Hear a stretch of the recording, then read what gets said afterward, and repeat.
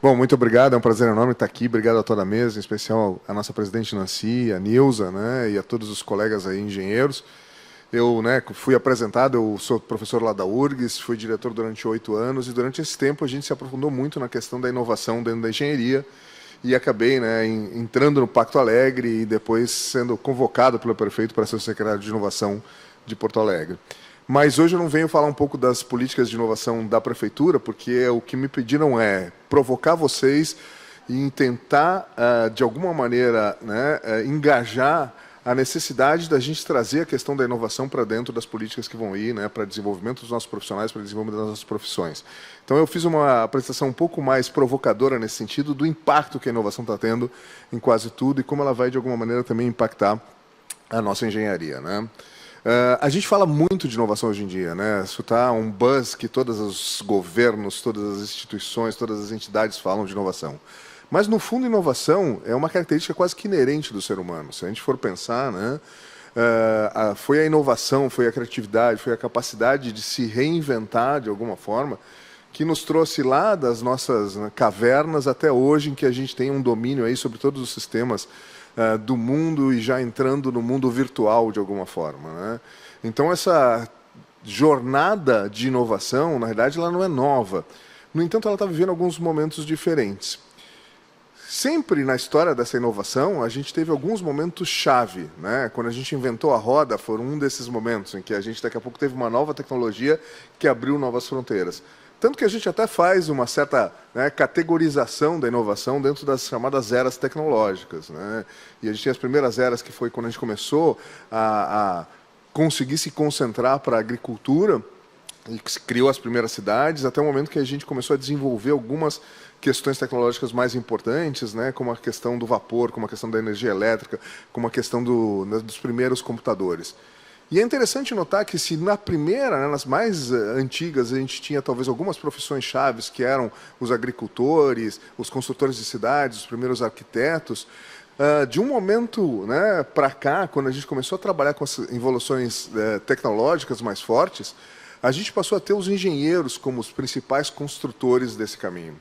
Os engenheiros, nas suas várias, né, formas, civis, elétricos, químicos, foram aqueles que permitiram que essa onda de inovação continuada acabasse trazendo todo o progresso que ela teve nesses últimos anos. E hoje, nesse século XXI, em que a gente vive o que a gente chama de século das cidades, em que a maior parte das pessoas estão concentradas, né, no que vai ser talvez o maior desafio, que é trabalhar uma cidade que seja agradável, inovadora, inteligente, sustentável para o século XXI, já que nós vamos estar vivendo nessas cidades, é a engenharia que dá toda a sustentação do que é o mundo moderno, né? São os sistemas de engenharia, sejam eles elétricos, mecânicos, sejam eles ambientais, que vão permitir que a gente construa cidades melhores. Então, a gente pode dizer que nós somos, de alguma maneira, né, os impulsionadores de toda essa inovação.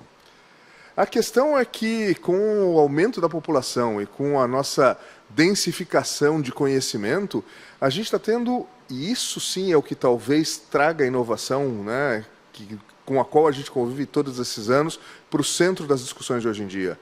O ritmo da inovação está muito mais acelerado. Aqui essa curva mostra mais ou menos como é que é o avanço tecnológico ali em função da população e do tempo. E a gente percebe que a gente mudou completamente. A gente tinha uma certa linha de desenvolvimento e essa linha, né, se tornou exponencial. É isso que a gente fala, tanto que a gente está vivendo em tempos exponenciais. O tempo entre o que a gente chama de inovações disruptivas começou a ficar muito pequeno. A gente não tem mais 100 anos, 50 anos para se adaptar a uma nova roda. As coisas mudam talvez de 5 em 5 anos, de 3 em 3 anos. Então, o ritmo que a engenharia tem que absorver, formar profissionais, qualificar os profissionais já formados, passa a ser completamente diferente de tudo que a gente já viveu na história. São esses tempos que a gente tem que se preparar de alguma forma. E isso significa que a gente tem que conviver com um número de novas tecnologias que são transformadoras da profissão de engenharia num tempo muito mais reduzido do que a gente tinha até então. Aqui a gente vê algumas das coisas que estão surgindo, seja o blockchain, seja o metaverso, seja todas essas palavras, que parecem de alguma maneira distantes. Mas se a gente for analisar, várias dessas tecnologias, no momento que foram criadas, elas eram quase que proibitivas. E esse quadro mostra que, ao longo do tempo, o custo operacional dessas tecnologias caiu de maneira muito significativa. A gente vê ali alguns, né, que mergulham o custo. Isso faz com que algumas dessas apostas que hoje podem parecer um pouco, né, mirabolantes, no fundo comecem aos poucos a serem consolidadas na nossa realidade. E se a gente não se preparar para elas, nós vamos ser pegos um pouco de calças curtas quando elas se tornarem práticas correntes. E isso pode ser um diferencial entre as empresas que vão dar certo e as empresas que vão, de alguma forma, né, sofrer com a mudança tecnológica que a gente está discutindo. Aqui é um gráfico interessante, né, que mostra qual é a diferença entre aquelas empresas que são chamadas das early adopters, aquelas fronteiras que são capazes de absorver inovação, né, e trazer essa inovação para dentro da sua prática, e aquelas que seriam mais ou menos a média do mercado. E a gente vê ali que a competitividade dessas, né, empresas capazes de absorver inovação é muito maior do que as dos demais, né, participantes do mercado.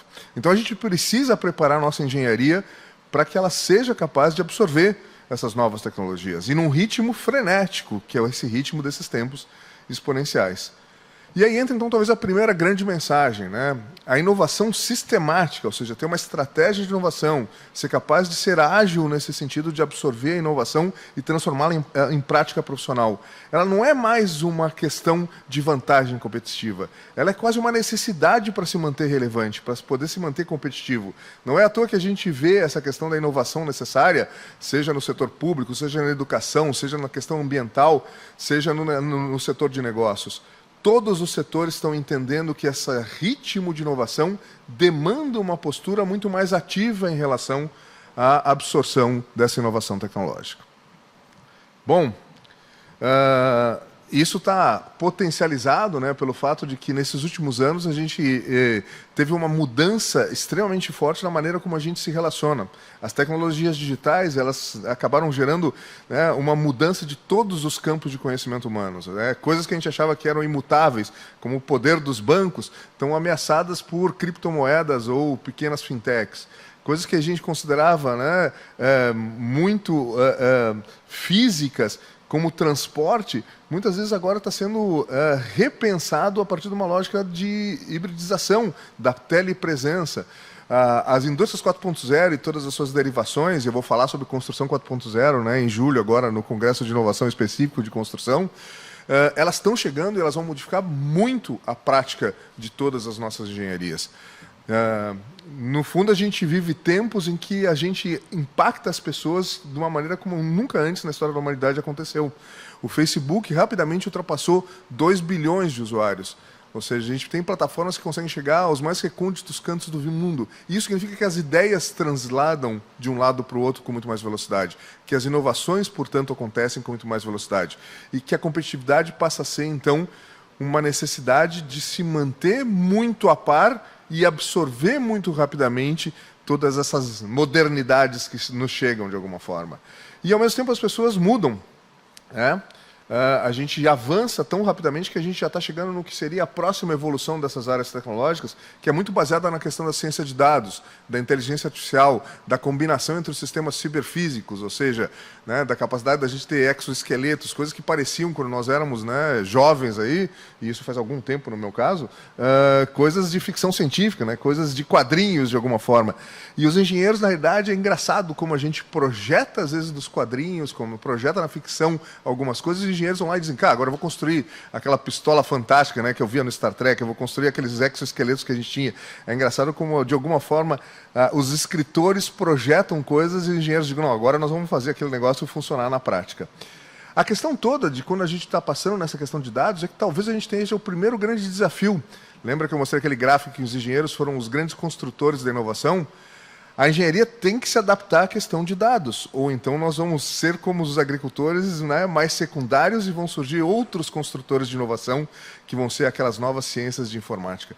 Ou seja, ou nós capturamos essa oportunidade e nos movemos em direção a essas novas, né, tecnologias que estão acontecendo, ou nós vamos começar a ficar um pouco mais secundários, e não é o que eu quero para a engenharia. Nós soubemos tanto nos, né, revisitar e nos reinventar ao longo dos últimos, né, séculos, que eu acho que a gente também tem a oportunidade de tornar a engenharia chave nesse processo de inovação.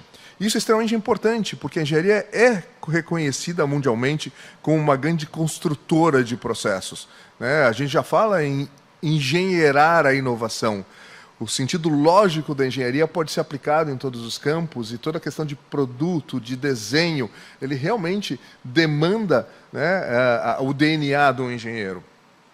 Só que a gente tem que entender que a gente precisa gerar mais engenheiros, né? Aqui tem uns gráficos interessantes que mostram, por exemplo, o PIB de países em relação ao seu número de engenheiros. E a gente observa, né, que conforme cresce o número de engenheiros, a gente aumenta o PIB, ou seja, tem uma tendência linear de gerar mais atividade econômica conforme tenha mais engenheiros, né, atuando no mercado. E ali do outro lado, à direita, eu tenho o índice de inovação de países em função do número de engenheiros. De novo, né, liderado ali pelos Estados Unidos, por alguns países europeus, e nós nem aparecemos em alguns desses quadros. Porque se a gente olha o número de engenheiros, a gente tem alguma coisa como 214 engenheiros por milhão na Índia, 1.435 na Coreia, 765 no Japão, 340 na China, e no Brasil a gente tem pouquíssimos engenheiros por milhão. A gente não tem nenhuma estatística confiável, mas algo entre 10 e 20 engenheiros por milhão, possivelmente. A gente está muito abaixo do que a gente precisa em termos de capacidade de engenheiros. Nós temos que atrair novos talentos, e nós temos que treinar esses talentos para pensar, né, dentro desse ritmo dos tempos atuais. Nós temos que treinar nossos engenheiros para pensar na era do híbrido, né, que vai ser essa era em que as coisas são meio robóticas, meio humanas, que tem um metaverso que vai se colocar, que a gente vai ter muita coisa na nuvem. São coisas que a gente, de alguma maneira, não foi treinado, muitos de nós fomos treinados ainda para uma engenharia profundamente física e que está se alterando. Eu perdi um pouco aquela tela ali, não sei o que aconteceu, mas... voltamos. Então a gente precisa de um novo tipo de engenheiro para isso, né? E a gente já começa a ver alguma produção científica em relação a isso. Como é que eu treino engenheiros para inovação? Como é que eu trago mais criatividade e inovação para os engenheiros? Como é que eu provoco os engenheiros a pensar dentro desse design acelerado que está motivando toda a onda de inovação? Como é que eu adapto meus engenheiros para essa era, né? Ou seja, de projetos que podem ser em 3D, em qual eu posso ter um domínio tecnológico, como eu nunca tive, por exemplo, do meu processo de projeto. Como é que eu trago toda essa questão híbrida, né, para todos os meus novos engenheiros? Como é que eu requalifico meus engenheiros que estão no mercado para eles serem capazes de atuar com essas novas tecnologias? A gente não só tem que gerar novos engenheiros, mas a gente tem um pool de engenheiros extremamente competente, com muito conhecimento acumulado, mas que precisa muitas vezes de ajuda para poder fazer essa transição tecnológica para o que está acontecendo. E a gente tem que se preparar para o fato de que vão surgir ainda novas tecnologias, né? A questão do Nature-Based Design, perdemos de novo agora rapidamente ali, a questão, né, das novas tecnologias dos chips, a questão da engenharia aplicada em áreas como a saúde. A gente consegue retomar? Obrigado. Tá? A própria questão de que a gente vai ter novas demandas sociais. Está vindo aí as mudanças climáticas, vem a digitação, mas também vem o fato de que os consumidores são cada vez mais exigentes, tem o fato de que a gente tem uma população que está envelhecendo e que a gente vai precisar, tem o fato de que a gente está no limite na nossa capacidade de exploração de recursos do planeta, nós vamos ter que ser muito mais eficientes em termos de energia. Os meus engenheiros ambientais sabem disso, né? Tá mais do que na hora da gente começar a fazer mudanças profundas na maneira como a gente se relaciona, né? Se fala muito de engenharia restaurativa hoje em dia. E tudo isso vai demandar, então, que a gente repense, inclusive, o ensino de algumas coisas dentro da engenharia. A gente não vai poder utilizar os mesmos modelos mentais que a gente utilizou para produzir uma série de coisas que a gente produzia dentro da engenharia até então.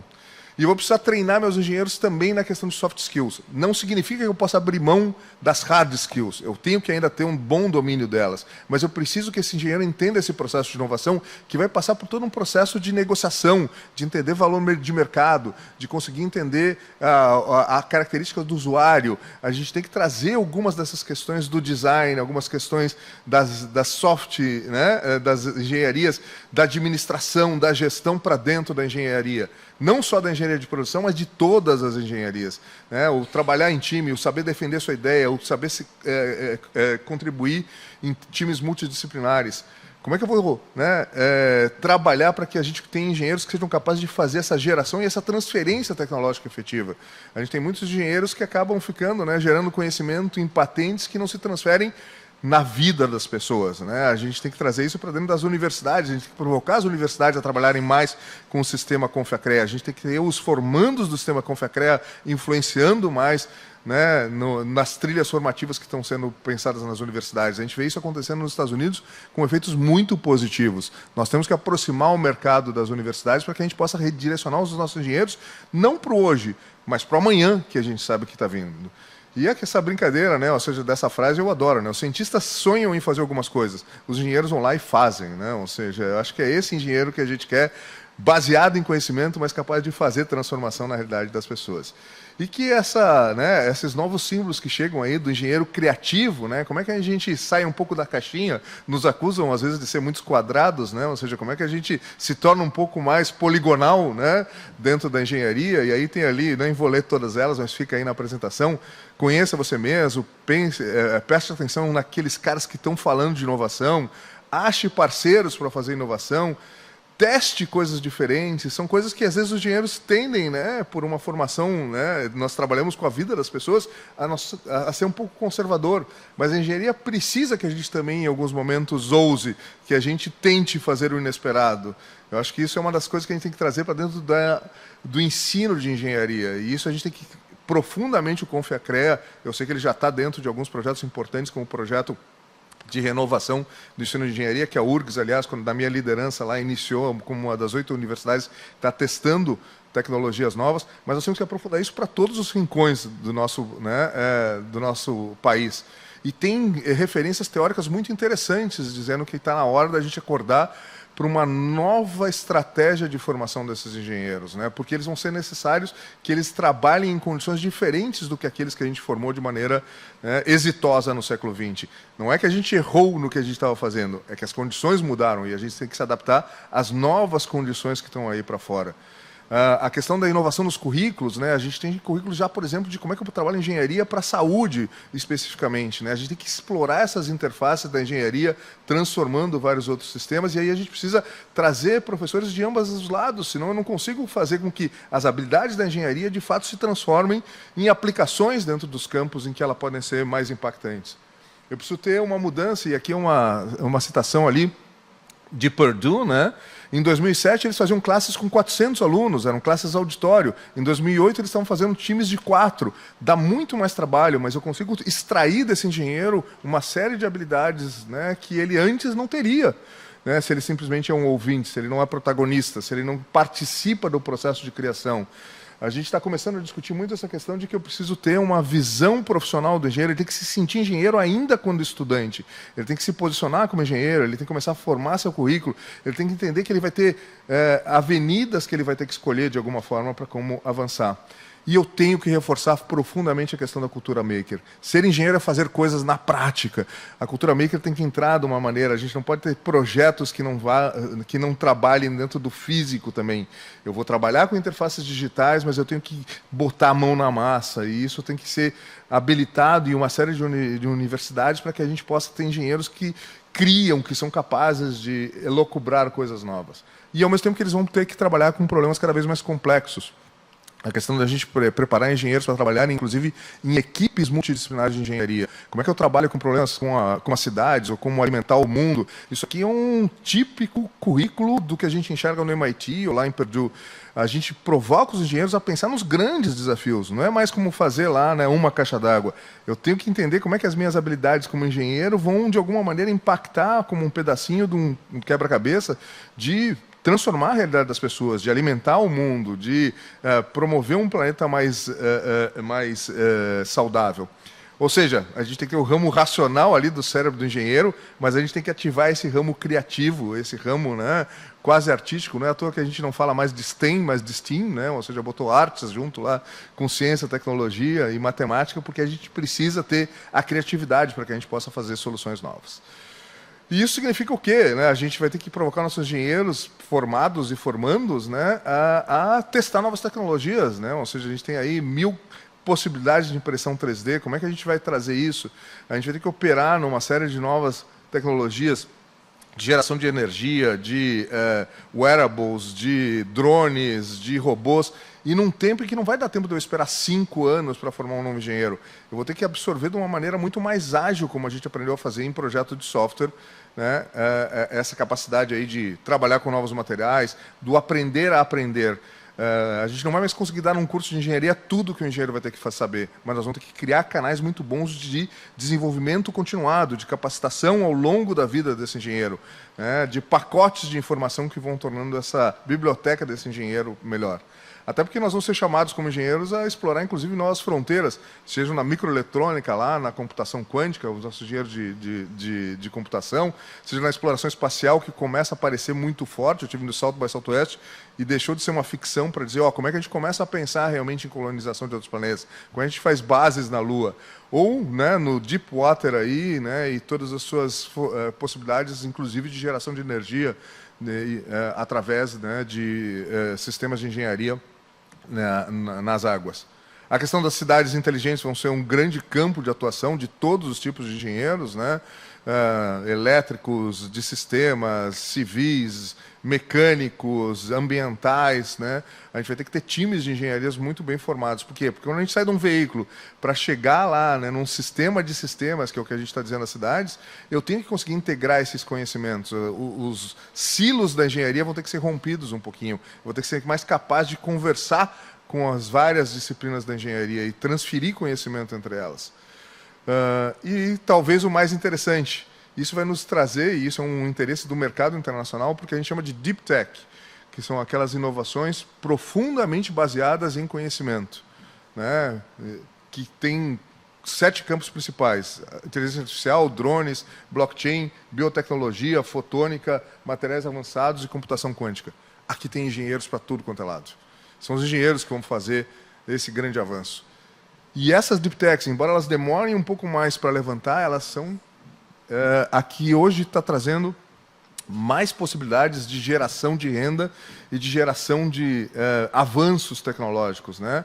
Ao contrário de uma startup mais regular, que geralmente são as de TI, né, que acabam sendo mais fáceis de lançar, né? É fácil programar em casa alguma coisa e lançar. As Deep Techs, elas demandam um período de maturação maior. Eu preciso testar em laboratório, eu preciso ajustar todos os nuts and bolts desse negócio. Mas quando elas saem para campo, elas são muito mais transformadoras de alguma forma. E o investimento que está chegando é muito grande. Claro que a gente tem aí, né, ou seja, a necessidade da gente ir entendendo que algumas delas são apostas hoje, para a qual a gente tem que começar a preparar nossas pessoas, mas que ainda vão ter que passar por algumas provas de conceito para poder se tornar tecnologias, né, correntes. O próprio Bitcoin hoje só tem 400 mil usuários. Facebook, né, aqui já estava passando de 1,3 bilhões, mas o Bitcoin está subindo rapidamente, então ele vai acabar se tornando tecnologia corrente. Como é que a gente hoje já começa a preparar um engenheiro para que ele possa entender como trabalhar com essas questões do Bitcoin, do blockchain, de todas as novas tecnologias? Até porque o investimento que está vindo aqui é extremamente pesado. A gente tem quase 5 bilhões de dólares só para Deep Tech, só para inovação pesada em tecnologia intensa, né? E isso está acontecendo principalmente na Europa, mas vai chegar no Brasil também aqui. Aqui a gente vê aqui onde é que estão a maior parte desse dinheiro, ainda em biotecnologia, inteligência artificial, em fotônica, e aqui começando blockchain, quantum computing, que ainda precisam passar por aquele fosso, né, que a gente tinha conversado com vocês, de provar que elas são tecnologias que são efetivamente capazes de ser pervasivas dentro da nossa realidade. Bom, como é que está meu tempo? Se eu estiver estourando, eu paro aqui, senão eu tenho mais uma pequena questão. Então está tranquilo.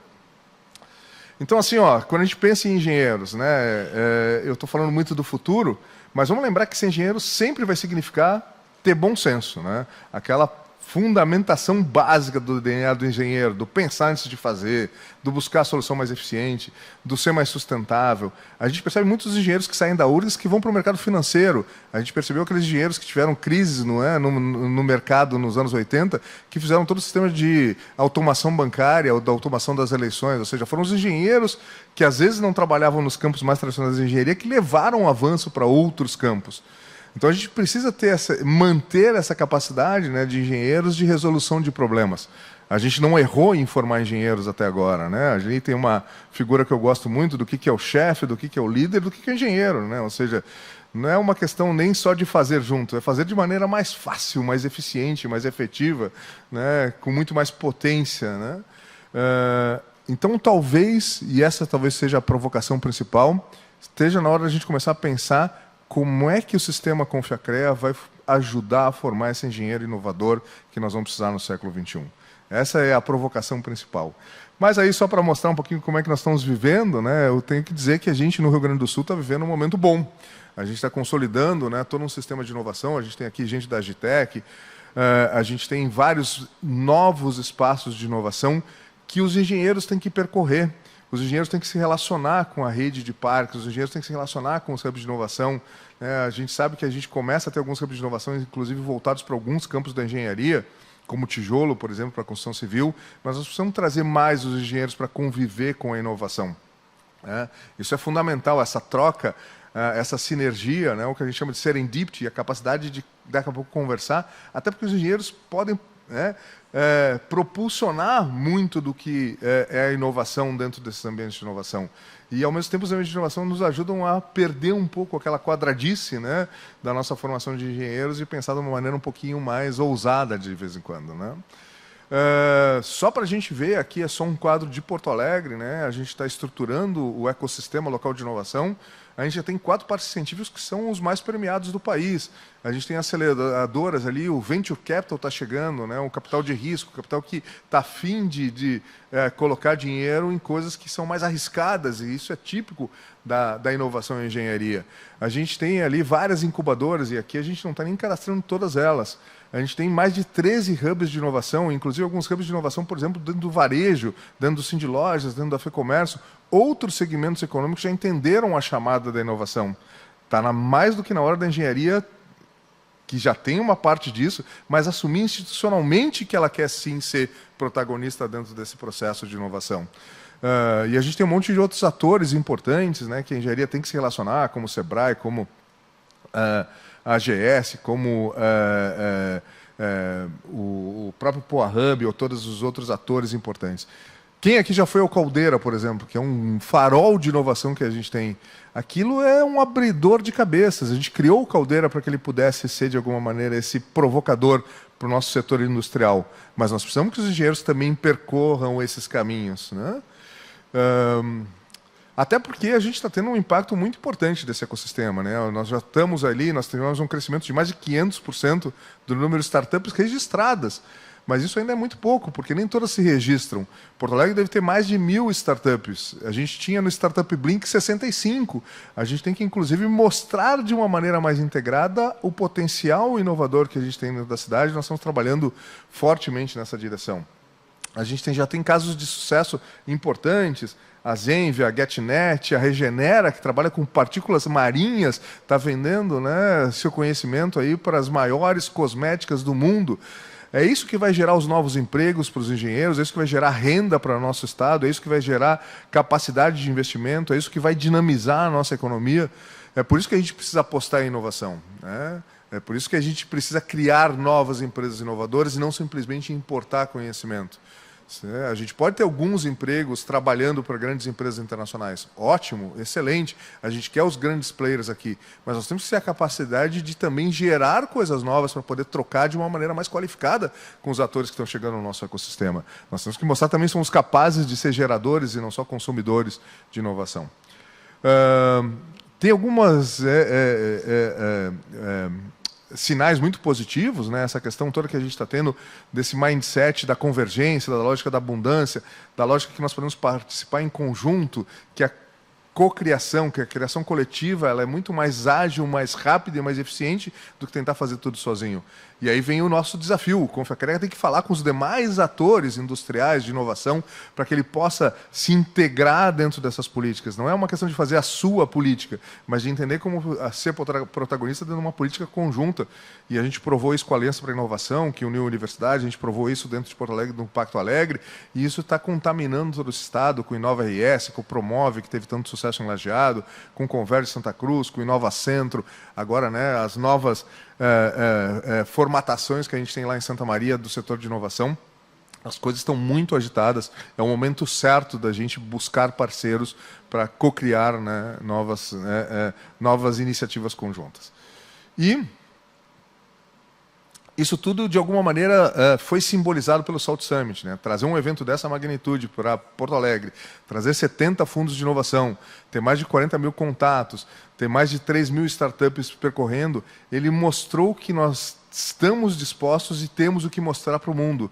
E estamos prontos a trocar dentro de uma lógica global. Mas a gente precisa de uma presença relevante da engenharia nesse cenário. Essa é a minha provocação, essa é a minha, espero, né, meu comprometimento, né, de participar no que for possível dentro desse processo, para que a gente possa juntos aí, né, sair com boas diretrizes hoje, que isso chegue no nacional e que a gente tenha a engenharia, né, continuando o seu papel protagonista na inovação e no desenvolvimento das nossas sociedades. Obrigado, gente.